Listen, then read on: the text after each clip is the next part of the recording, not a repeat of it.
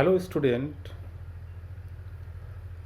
আজকের এই লেকচারটি BA programme first semester DSC 1 and DSC 2 যাদের সোশিওলজি আছে তাদের জন্য।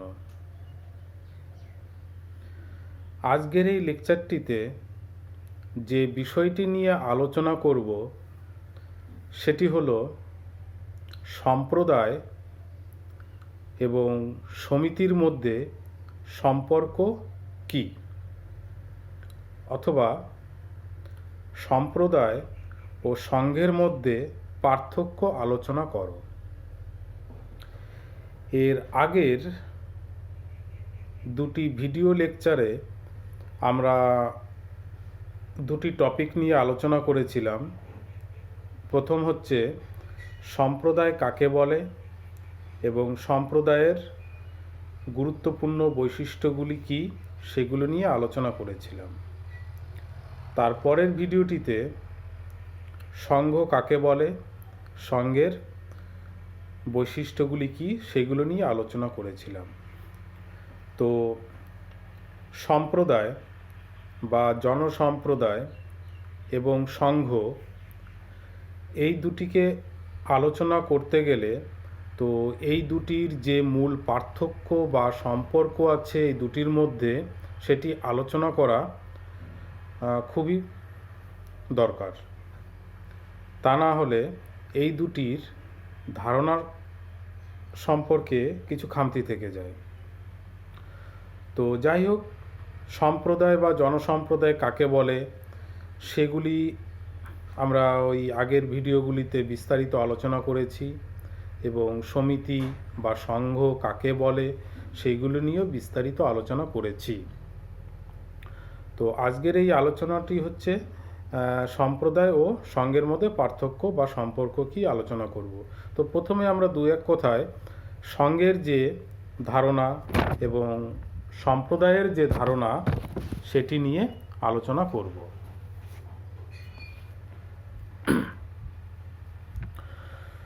প্রথমে বলি যে সম্প্রদায় কি। তো আমরা জানি একটি ক্ষুদ্র অথবা বৃহৎ গোষ্ঠীর সদস্যগণ সাধারণ জীবন পদ্ধতির অংশীদার রূপে একত্রে বসবাস করে, তখন সেই সামাজিক গোষ্ঠীকে আমরা সম্প্রদায় বলি। অর্থাৎ সম্প্রদায় বলতে একটি স্বয়ংসম্পূর্ণ আঞ্চলিক গোষ্ঠীকে বোঝায়। এই জনসম্প্রদায়ের মধ্যে দুটি ধারণা বিশেষভাবে গুরুত্বপূর্ণ। নাম্বার 1 অঞ্চলগত ধারণা এবং নাম্বার 2 সমষ্টিগত মানসিকতা। একটি নির্দিষ্ট অঞ্চলে বসবাসের দরুন একটি জনগোষ্ঠীর মধ্যে ঐক্যবোধ গড়ে ওঠে এবং গোষ্ঠী চেতনার আবির্ভাব ঘটে। এছাড়াও অন্যান্য অঞ্চলের অধিবাসীদের থেকে পৃথকীকরণের জন্য স্বাতন্ত্র্যবোধ গড়ে ওঠে। এইভাবে বিকাশের যে স্তর বা যে বিষয়টি সেটি হচ্ছে সম্প্রদায় পরিলক্ষিত হয় বা সম্প্রদায় বলে উল্লেখ করতে পারি। এই সম্প্রদায়ের উদাহরণ হিসাবে যদি বলা যায় সেটি হচ্ছে কোনো জাতিগোষ্ঠী, কোনো উপজাতি গোষ্ঠী, কোনো গ্রাম সমাজ ইত্যাদির উদাহরণ হিসাবে বলা যায়। তো নেক্সট দেখে নেওয়া যাক সম্প্রদায় কি। জনসম্প্রদায় হচ্ছে কোনো জনসমষ্টি বা কতগুলি মানুষ নির্দিষ্ট উদ্দেশ্য সাধনের জন্য সম্পর্কযুক্ত হলে এবং এই সম্পর্কযুক্ত হওয়ার ফলে কোনো গোষ্ঠী বা সঙ্ঘের উদ্ভব হয়, তখন তাকে সঙ্ঘ বা সমিতি বলা হয়। অর্থাৎ কতগুলি মানুষ যখন নির্দিষ্ট উদ্দেশ্য সাধনের জন্য একত্রিত হয়ে কোনো একটি কাঠামো তৈরি করে, তখন তাকে আমরা সঙ্ঘ বলে থাকি। এই সঙ্ঘের আকৃতি ক্ষুদ্র অথবা বড় হতে পারে, তবে সঙ্ঘের মধ্যে মূল কতগুলি বৈশিষ্ট্য থাকা অত্যন্ত প্রয়োজন, যেমন জনগোষ্ঠী, অভিন্ন উদ্দেশ্য, সহযোগিতার মনোভাব এবং আপেক্ষিক স্থায়িত্ব। এই বৈশিষ্ট্যগুলি অবশ্যই থাকা প্রয়োজন।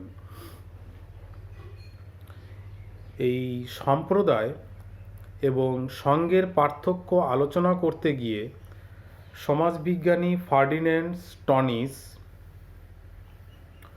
এই সম্পর্কের ঘনিষ্ঠতার ভিত্তিতে এই জনসমষ্টিকে দুটি ভাগে ভাগ করেছে। এই দুটি ভাগ হলো, নাম্বার 1 জেমিন্সক্যাপ, যেটিকে সম্প্রদায় বলেছে, এবং জেসিলস্ক্যাপ, যেটিকে সমিতি হিসাবে বা সংঘ হিসাবে উল্লেখ করেছেন। ফার্ডিন্যান্ড টনিসের মতে কোনো জনসমষ্টি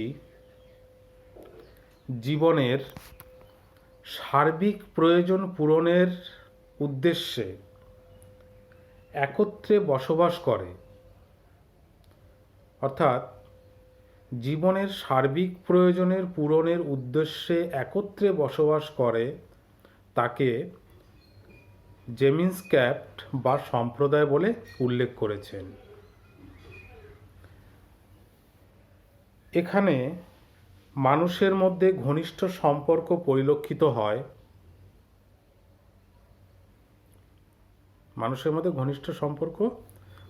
হয়, বা দেখা যায়।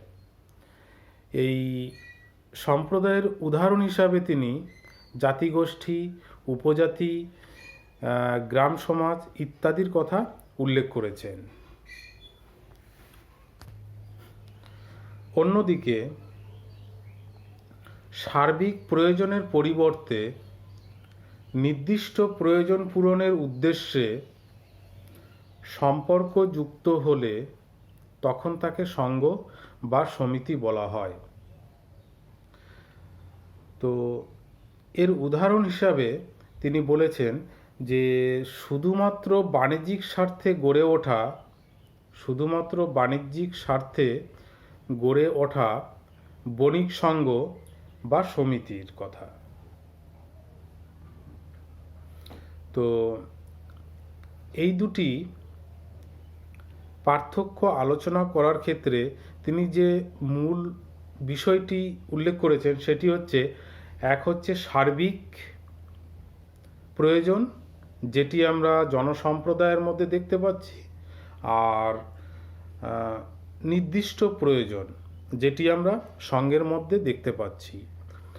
তো সার্বিক প্রয়োজনগুলি মানুষের জীবনে বেঁচে থাকার সমাজে বেঁচে থাকার জন্য যে সার্বিক প্রয়োজনগুলো, সেগুলি আমরা জনসম্প্রদায়ের মধ্যে থেকে পাচ্ছি, আর সঙ্ঘ থেকে পাচ্ছি যেটি হচ্ছে একটি বা দুটি নির্দিষ্ট উদ্দেশ্য।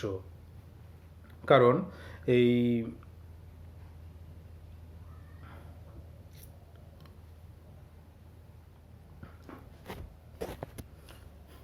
তো যাই হোক, সমিতি ও জনসম্প্রদায় এই দুটি একটি স্বতন্ত্র সামাজিক সংস্থা।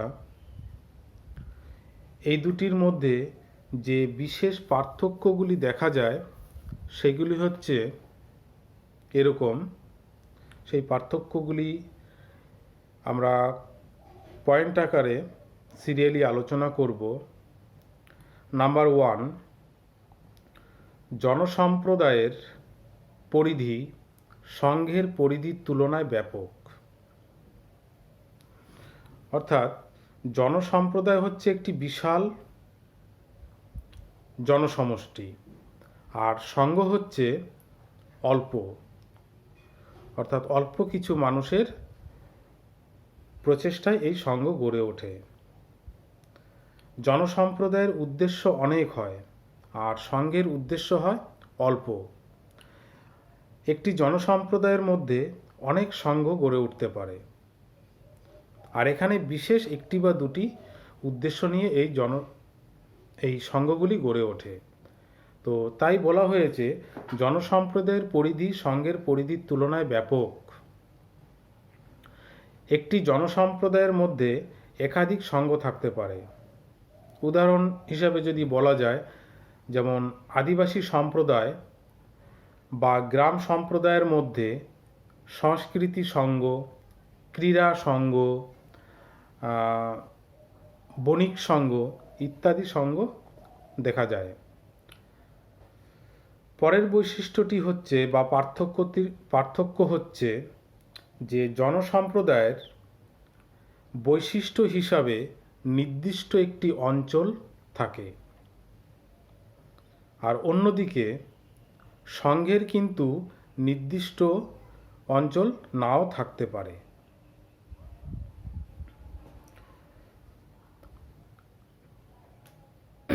অর্থাৎ একটি নির্দিষ্ট অঞ্চলে অধিবাসীদের নিয়ে জনসম্প্রদায় গড়ে ওঠে, কিন্তু সঙ্ঘ অঞ্চলভিত্তিক গড়ে উঠতে পারে, আবার নাও পারে। তো সেক্ষেত্রে অঞ্চল বা ভৌগোলিক এলাকা জনসম্প্রদায়ের সঙ্গে ওতপ্রোতভাবে জড়িত থাকে। পরের পার্থক্যটি হচ্ছে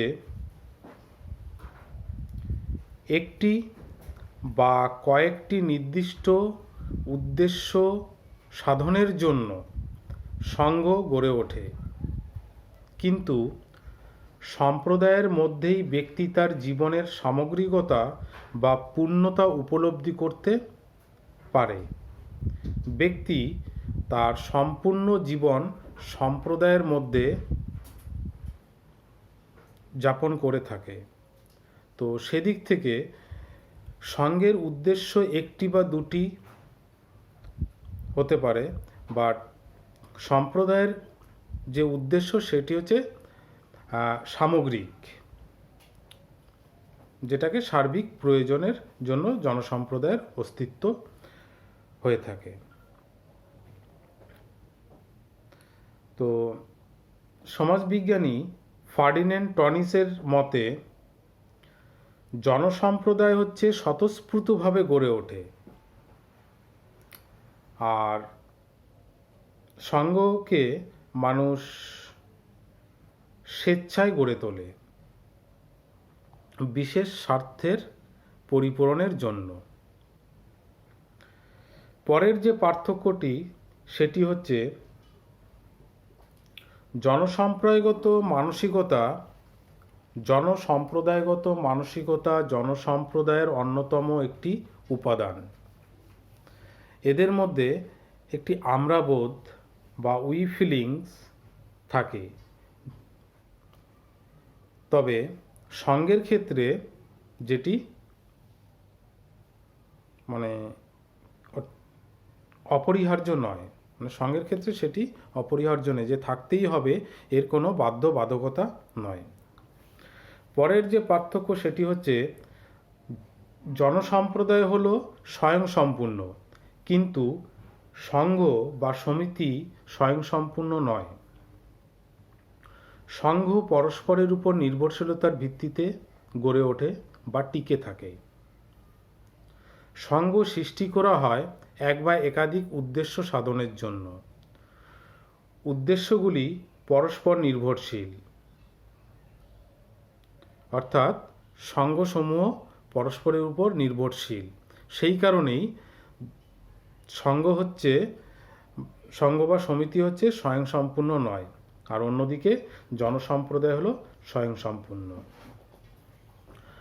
পরের যে পার্থক্য সেটি হচ্ছে একজন ব্যক্তি একই সঙ্গে একাধিক সঙ্ঘের সদস্য হতে পারে, কিন্তু একজন ব্যক্তি একই সঙ্গে একাধিক সম্প্রদায়ের সদস্য হতে পারে না। কারণ সম্প্রদায় হচ্ছে একটি স্বয়ংসম্পূর্ণ বিষয় এবং সার্বিক বিষয়, আর সঙ্গের মধ্যে থাকে হচ্ছে বিভিন্ন উদ্দেশ্য। তো একজন ব্যক্তির বিভিন্ন উদ্দেশ্য বা প্রয়োজন থাকতে পারে, সেই উদ্দেশ্য বা প্রয়োজনের জন্য সে বিভিন্ন সঙ্গের সঙ্গে যুক্ত হতে পারে বা তার সদস্যপদ গ্রহণ করতে পারে, কিন্তু একই ব্যক্তি সে বিভিন্ন সম্প্রদায়ের সদস্যপদ গ্রহণ করতে পারে না। তাই এটি একটি গুরুত্বপূর্ণ বৈশিষ্ট্য বা পার্থক্য এই সঙ্গ এবং সম্প্রদায়ের মধ্যে। পরের পার্থক্যটি হচ্ছে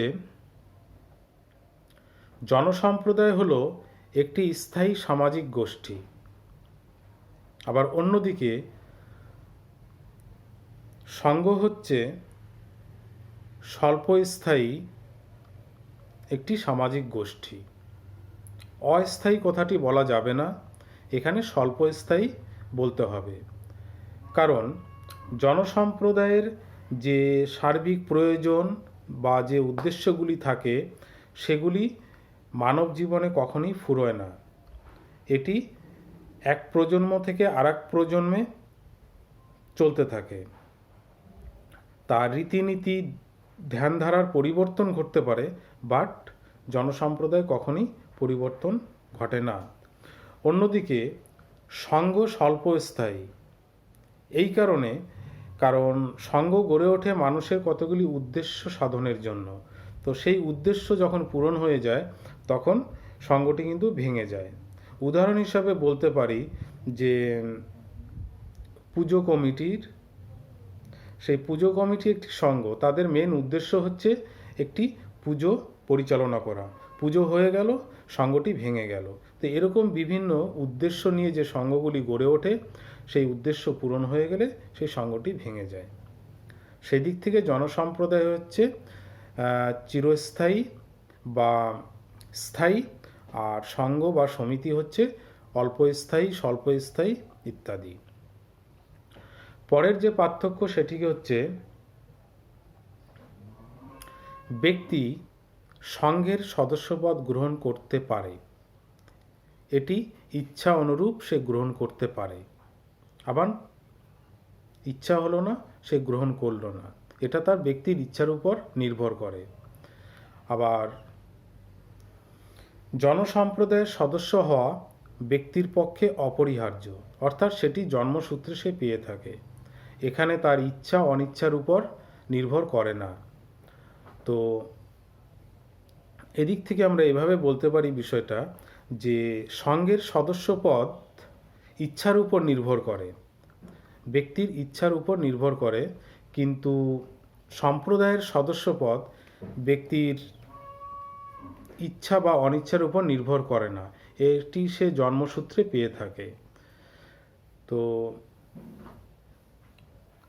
আজকের আলোচনার যে সম্প্রদায় এবং সঙ্ঘের মধ্যে যে পার্থক্যগুলি মূলত দেখা যায় সেগুলি এরকম।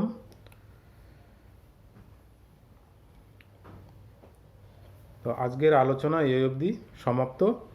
Thank you.